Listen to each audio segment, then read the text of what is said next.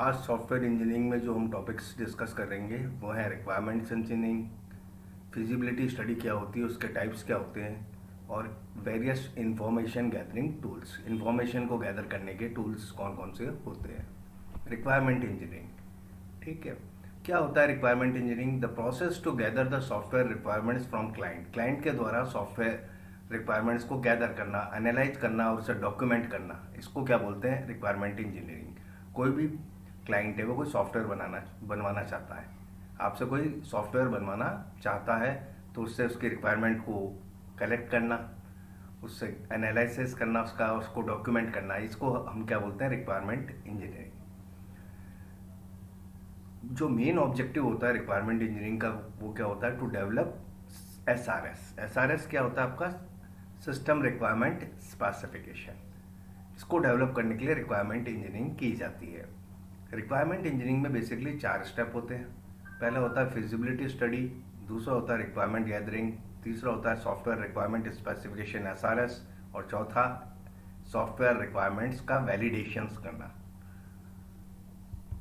Feasibility study, feasibility जब भी कोई क्लाइंट है वो किस अप्रोच करता है किसी ऑर्गेनाइजेशन के पास कि उसको ये प्रोडक्ट बनवाना है, ठीक है, उसको उसके बारे प्रोडक्ट के बारे में बहुत रफ आइडिया होता है, क्योंकि because he is not a technical person, तो उसको उसके बारे में बहुत कम आइडिया होता है कि वो किस तरह का है, उसके क्या क्या उसको फंक्शनलिटी चाहिए, ठीक है, सॉफ्टवेयर क्या क्या करना चाहिए, सॉफ्टवेयर में क्या क्या फीचर्स होने चाहिए, इसके बारे में उसे बहुत कम आइडिया होता है। इस इंफॉर्मेशन को यूज़ करके एनालिस्ट क्या करता है? डिटेल्ड स्टडी करता है, ठीक है, कि जो कस्टमर, जो क्लाइंट जो आपका सिस्टम डेवलप करना चाहता है उसको डेवलप करना, और उसकी फंक्शनलिटी फिजिबल है कि नहीं है, ठीक है। ये फिजिबिलिटी स्टडी है वो किसकी तरफ डायरेक्ट होती है? Goals of the organisation. इसमें क्या किया जाता है कि सॉफ्टवेयर को प्रैक्टिकली मटेरियलाइज किया जा सकता है इम्प्लीमेंटेशन के टर्म में, या उसके कॉस्ट कंट्रेंट्स क्या हैं, ऑब्जेक्टिव्स क्या हैं ऑर्गेनाइजेशन के, इन सब संदर्भ में उसकी स्टडी की जाती है। इसके साथ साथ ही उसमें सॉफ्टवेयर के रिक्वायरमेंट के टेक्निकल एस्पेक्ट्स भी दिखे जाते हैं कि मेंटेनेबिलिटी, यूजेबिलिटी, प्रोडक्टिविटी, ये सब कंसेप्ट की भी स्टडी की जाती है।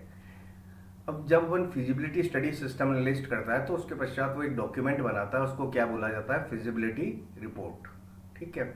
उसमें क्या होते हैं? सारे कमेंट्स होते हैं, रिकमेंडेशंस होती है मैनेजमेंट के लिए कि प्रोजेक्ट को अपने को लेना चाहिए कि नहीं लेना चाहिए, whether it is feasible to develop the project और नॉट। अब टाइप्स ऑफ फिजिबिलिटी, 3 तरह की आपकी फिजिबिलिटी होती है: टेक्निकल फिजिबिलिटी, इकोनॉमिक फिजिबिलिटी और ऑपरेशनल फिजिबिलिटी।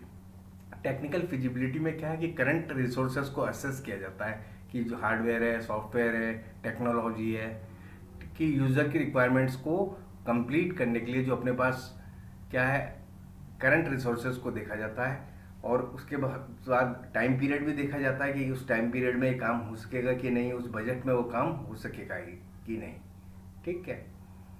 टेक्निकल फिजिबिलिटी इसके साथ साथ और क्या कार्य करती है कि टेक्निकल स्किल्स और कैपेबिलिटीज देखती है सॉफ्टवेयर डेवलपमेंट टीम की, कि whether they are capable to develop that task और नॉट, ठीक है। और ये भी देखा जाता है इसके साथ साथ कि रिलीवेंट टेक्नोलॉजी स्टेबल और स्टैब्लिश है। इसके पश्चात आपकी क्या की जाती है? इकोनॉमिक फिजिबिलिटी, इसको कॉस्ट बेनिफिट भी एनालिसिस भी कहा जाता है, ठीक है। इसमें ये देख चेक किया जाता है कि जो रिक्वायर्ड सॉफ्टवेयर है वो फाइनेंशियल गेन ऑर्गेनाइजेशन के लिए डेवलप करने के लिए कैपेबल है कि नहीं है, ठीक है। इसके अंदर सब तरह की कॉस्ट इन्वॉल्व की जाती है, जैसे सॉफ्टवेयर डेवलपमेंट टीम की कॉस्ट, हार्डवेयर और सॉफ्टवेयर जो लगेगा उसकी कॉस्ट, फिजिबिलिटी स्टडी की जाएगी उसकी कॉस्ट, और सब तरह की कॉस्ट को इन्वॉल्व किया जाता है। इसके साथ साथ इसमें बेनिफिट्स भी देखे जाते हैं कि डेवलपमेंट की कॉस्ट कितनी आएगी और उसकी तुलना में हमारे पास को कितने बेनिफिट्स होंगे। सॉफ्टवेयर इकोनॉमिकली फिजिबल कब कहा जाता है? यदि क्या होता है कि जो सॉफ्टवेयर डेवलपमेंट में जो कॉस्ट लग रही है उससे लॉन्ग टर्म गेन मिल रहे हैं ऑर्गेनाइजेशन को, ठीक है। उसके अंदर ये सब चीज़ें कंसिडर की जाती है कि पूरा सॉफ्टवेयर इन्वेस्टिगेशन में जो कॉस्ट लगी वो भी कंसिडर की जाएगी, कॉस्ट हार्डवेयर अगर कोई न्यू प्रोक्योर करना है उसकी कॉस्ट, सॉफ्टवेयर की कॉस्ट, डेवलपमेंट टीम की कॉस्ट, ट्रेनिंग की कॉस्ट, ये सब कॉस्ट की जाएगी। बेसिकली कॉस्ट बेनिफिट एनालिसिस होता है कि सिस्टम की क्या कॉस्ट आएगी और उसकी तुलना में उसको कितना बेनिफिट मिलेंगे। अगर benefits outweighs cost then system is developed, otherwise इसको छोड़ दिया जाता है। तीसरी होती है आपकी ऑपरेशनल फिजिबिलिटी। ठीक है, इसमें ये असेस किया जाता है कि किस हद तक जो रिक्वायर्ड सॉफ्टवेयर की परफॉर्म करता है कि बिजनेस प्रॉब्लम्स को और यूज़र की रिक्वायरमेंट्स को सॉल्व करने में मदद कर सकता है। ठीक है, अब इसमें क्या क्या किया जाते हैं, ठीक है, कि वह रिक्वायर वो जो प्रॉब्लम्स एंटिसिपेटेड की जा रही है यूज़र रिक्वायरमेंट से, उसकी प्रायोरिटी क्या है। ठीक है, कि जो सॉल्यूशन आपकी सॉफ्टवेयर डेवलपमेंट टीम में दिया है वो एक्सेप्टेबल है क्या। यह भी देखा जाता है कि यूज़र है, उसको अपन सॉफ्टवेयर बना के देंगे वो इतना कॉम्प्लिकेटेड तो नहीं हो जाएगा कि वो अडेप्ट करने में उसको दिक्कत आए। ठीक है, और ये भी देखा जाएगा कि अल्टरनेटिव सॉल्यूशंस भी उसके प्रपोज किए जाएंगे सॉफ्टवेयर डेवलपमेंट टीम द्वारा। उससे ऑर्गेनाइजेशन क्या है, सेटिस्फाइड है कि नहीं है। नेक्स्ट आते हैं आपके इंफॉर्मेशन गैदरिंग मेथड्स। ठीक है, इंफॉर्मेशन गैदरिंग, कोई भी सॉफ्टवेयर डेवलप, कोई भी प्रोजेक्ट आपको बनाते हो तो सबसे पहले उसके बारे में आपको इंफॉर्मेशन गैदरिंग की जाती है और उसके लिए कुछ टूल्स काम में आते हैं। दो क्या कहलाते हैं, इंफॉर्मेशन गैदरिंग टूल्स या इंफॉर्मेशन गैदरिंग मेथड्स। पहला होता है ऑब्जर्वेशन। ऑब्जर्वेशन में क्या है कि जिस भी ऑर्गेनाइजेशन के लिए आप सॉफ्टवेयर बना रहे हो वहाँ पहले से कुछ ना कुछ सिस्टम तो कार्य कर ही रहा होगा। तो वहाँ पे क्या करती है टीम ऑफ एक्सपर्ट्स जो विजिट करती है क्लाइंट के ऑर्गेनाइजेशन को उसके वर्क प्लेस पे। ठीक है, वहाँ वो देखते हैं कि एग्जिस्टिंग सिस्टम किस तरह कार्य कर रहा है। ठीक है, वो उसका वर्क फ्लो देखते हैं। ठीक है, और फिर ये देखते हैं कि किस तरह की प्रॉब्लम्स को डील किया जाएगा। ठीक है, जो टीम होती है वो कुछ उसके आधार पे कंक्लूजन निकालती है। ठीक है, उससे क्या होता है ये मालूम पड़ सकता है कि सॉफ्टवेयर की क्या क्या रिक्वायरमेंट है। दूसरा तरीका होता है इंफॉर्मेशन गैदरिंग का इंटरव्यू। ठीक है, इंटरव्यू से भी बहुत बढ़िया टेक्निक है डेटा कलेक्शन की, लेकिन ये टाइम कंज्यूमिंग होती है। ठीक है, इंटरव्यू में सबसे महत्वपूर्ण क्या होती है, लिसनिंग। आपको बोलना कम चाहिए और सुनना क्या चाहिए, ज़्यादा चाहिए, ताकि आप अधिक से अधिक सिस्टम के बारे में जानकारी प्राप्त कर सको। ठीक है, कई तरह के इंटरव्यू हो सकते हैं, जैसे स्ट्रक्चर्ड, इसको क्लोज इंटरव्यू भी कहा जाता है। वहाँ क्या है कि जो जो हर इंफॉर्मेशन की जाती है उसको पहले से ही डिसाइड कर लिया जाता है और उसमें क्या वही पैटर्न फॉलो किया जाता है। ठीक है, नॉन स्ट्रक्चर्ड भी होते हैं, इनको ओपन इंटरव्यू भी कहा जाता है, जहाँ पे जो इन्फॉर्मेशन गैदर की जानी है वो एडवांस में डिसाइडेड नहीं होती है, ज़्यादा फ्लेक्सिबल होते हैं।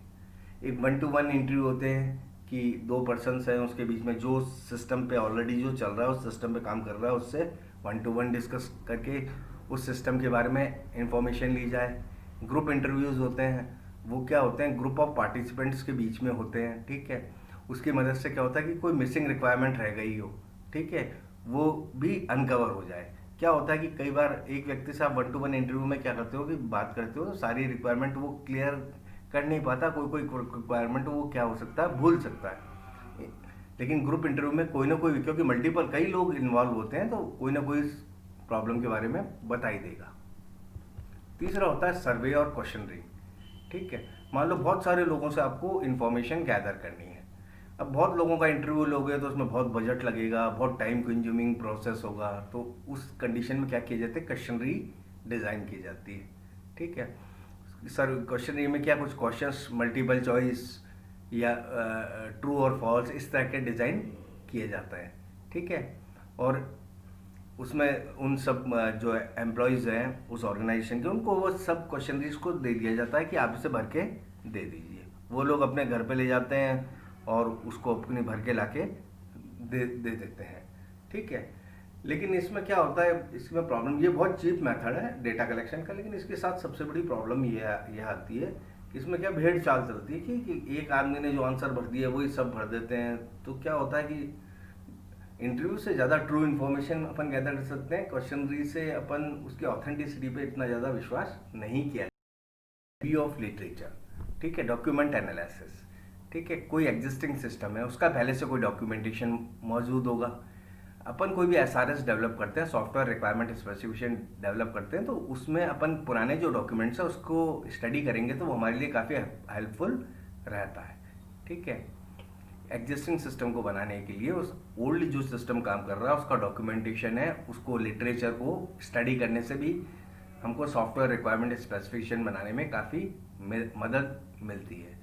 ओल्ड मैनुअल्स हैं, लिटरेचर्स है, उसकी मदद से क्या होता है, एग्जिस्टिंग सिस्टम की रिक्वायरमेंट्स को समझने में क्या होती है, काफ़ी अधिक मदद मिलती है। थैंक्स।